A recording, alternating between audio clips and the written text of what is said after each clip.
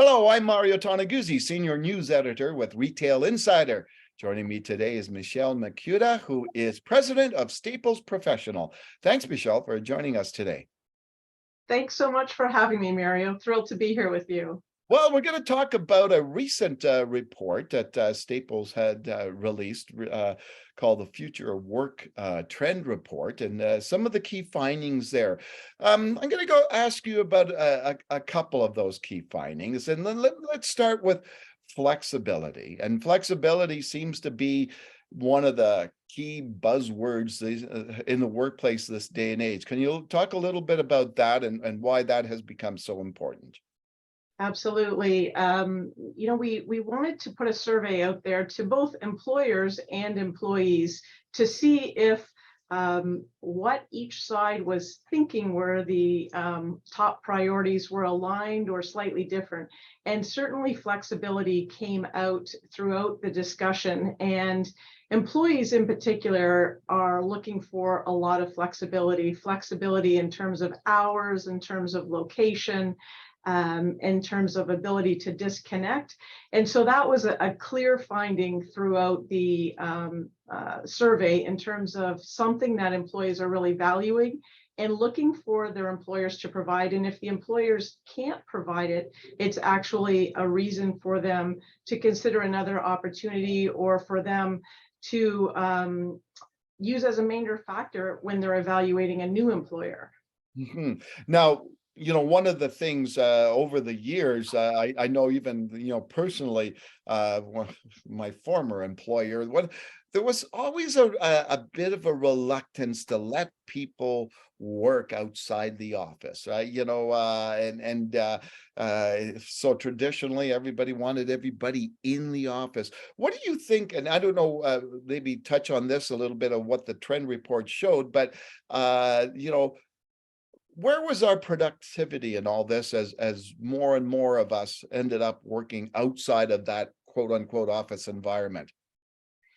Absolutely. So the report kind of came back and said, today, about a third of people are working 100% in the office 5 days a week. About a third are working 100% remote, and a third are someplace in between, working 1 to 4 days in the office.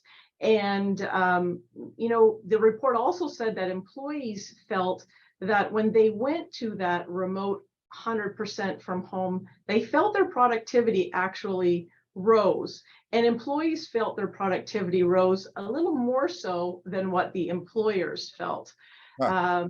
So that was, kind of that first wave through COVID was the feeling that, well, I'm not having to drive, I'm not spending time commuting, and I'm really focused.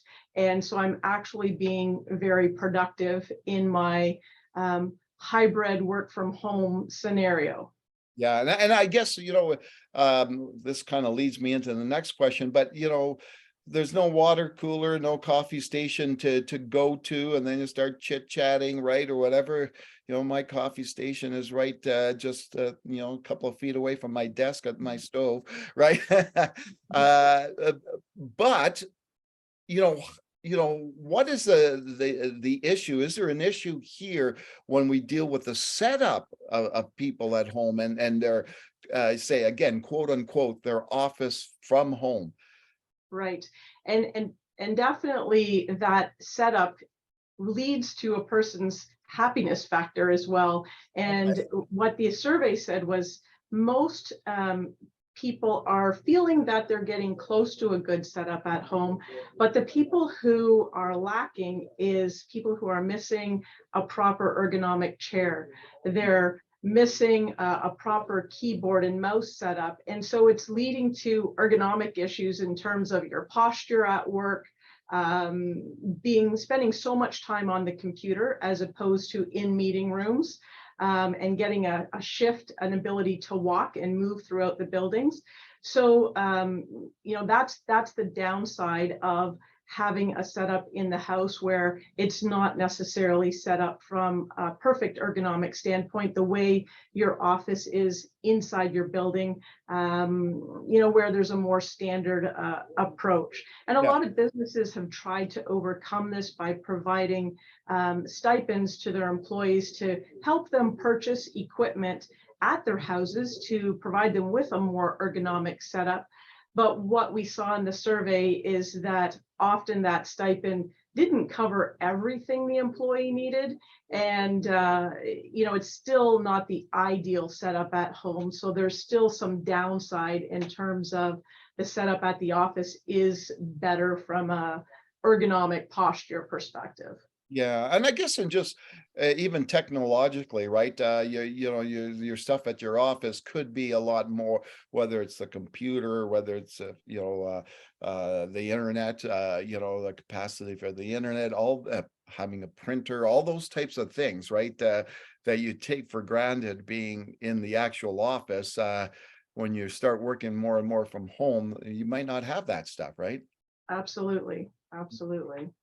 What are one of the things that the survey showed too was that there was a lack of incentives for people returning to work and returning to the office. Can you talk a little bit about that and what that survey said regarding that topic? Absolutely. I think everyone is a creature of habit.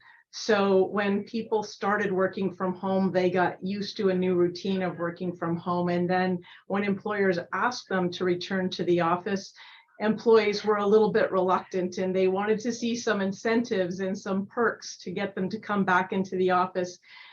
So we've seen in the survey companies doing things to entice people back into the office, whether it's creating some social events, having lunches, refreshing the office space so that it's fresh, collaborative.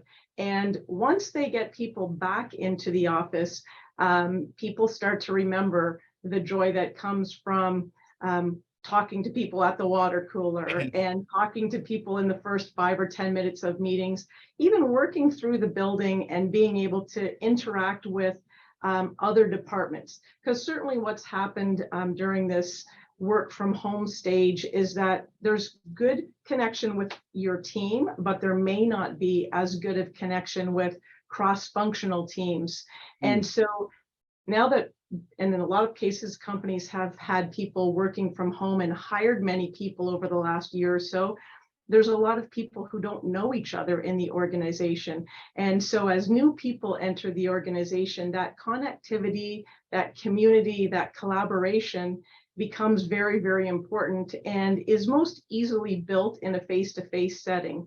So employers are really trying to encourage their people, whether it's through those incentives, through those perks, or whether it's increasing the amount of time that the actual expectation is for them to be in the office. So they're looking at a variety of ways to entice people back into the office. Mm-hmm. Anything else, Michelle, that struck you from that survey that you found interesting? I think that combination of productivity versus collaboration and community came out very clearly in the survey. It didn't matter what angle the question was on. There was a balance between employees concerned about a productivity decline, saying that they enjoyed the productivity at home, and employers concerned about culture, community, connectedness, teamwork. And so that came out loud and clear throughout the survey. And also what came out through the survey is we're still on a journey. Most people, employees and employers, understand that we're probably not at the end state and there's still going to be some more movement from where we are today. And even yesterday, we saw the announcement of the FedGov announcing their new hybrid approach, asking all of their people to be back into the office 40 to 60% of the time. So companies are continuing to provide more clarity on what their expectations are, and that's creating um, new ways for employees to adapt as well and to get used to what those new expectations are. All right. Now we all know about Staples, retail store that offers a lot, when it comes to home and office supplies, etc. Tell me a little bit about Staples Professional and what you guys do. Absolutely. So Staples Professional is the business to business arm of the Staples family, and we are focused on servicing medium and large businesses of all types and governments of all types from coast to coast, not only providing office supplies, but also providing facility supplies like janitorial products, packing and shipping products, as well as technology, furniture, and print promo. We have an amazing sales team from coast to coast and an amazing delivery team where our own trucks deliver orders to our customers next day. And so that is our focus. We're a key part of the Staples overall family, but we're really proud of the fact that we connect and serve with businesses and understand their unique needs. So speaking of which, and we're talking about office stuff here. So is the office component, those offices in certain Staples locations that are for lease to businesses, does that come under your umbrella or the regular Staples? It's part of the Staples retail network, but those co-working spaces have become very popular. Yeah. They were just growing at the beginning of the pandemic, and they've continued to become very popular throughout throughout the pandemic, and still are, where people can come in for an hour or a half a day or a day, or they can lease that space for a month or longer and have access to all of the benefits of a retail store being beside them and print and copy services being beside them, as well as there's usually a cafe close by. So the Staples Studio is a great additive that we have in several large cities across the country for small businesses to take advantage of. Yeah, I visited one of the latest ones here in Calgary recently, one that opened at the University District. A really cool environment up there and cool spaces. So and a beautiful view that that the too. view out the window is absolutely gorgeous. Yeah, I think it's everyone would love to work in that location. yeah, exactly. All right, Michelle, I appreciate you taking the time to do this. Thanks so much, Mario. Really appreciate you spending the time asking us about our most recent survey on the future of work. All right, that was Michelle Micuda, who is president of Staples Professional. I'm Mario Toneguzzi, senior news editor at Retail Insider. Thanks for joining us today.